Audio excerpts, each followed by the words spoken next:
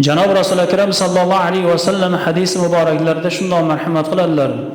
Ittaqulloha fin nisa'i fa innakum akhadhtumuhunna bi amanillah.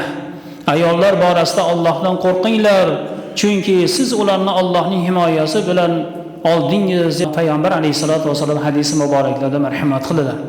Ha, ayollar borasida qo'rqing, ehtiyot bo'ling, chunki Allohning himoyasi bilan siz omonat qilib oldingiz. Guvohlar huzurida oldingiz. Va'da berib oldingiz.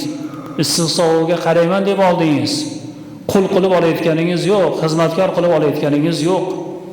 Omonat qilib olyapmiz. Ertaga ehtiyot qilsangiz, qadrlasangiz, avaylasangiz, sizni zurriyotingizni dunyoga keltiradi. Urush, janjal, mojaroda tug'ilgan go'dak nabiralaringiz kim bo'ladi? Asabiy bo'lib tug'iladi. Asabiy, yig'loqi bo'lib tug'iladi. Kamolati yo'q inson bo'lib tug'iladi. Bir so'z bilan aytadigan bo'lsak, tug'ilganda bemor bo'lib tug'iladi. Alloh panoh bersin.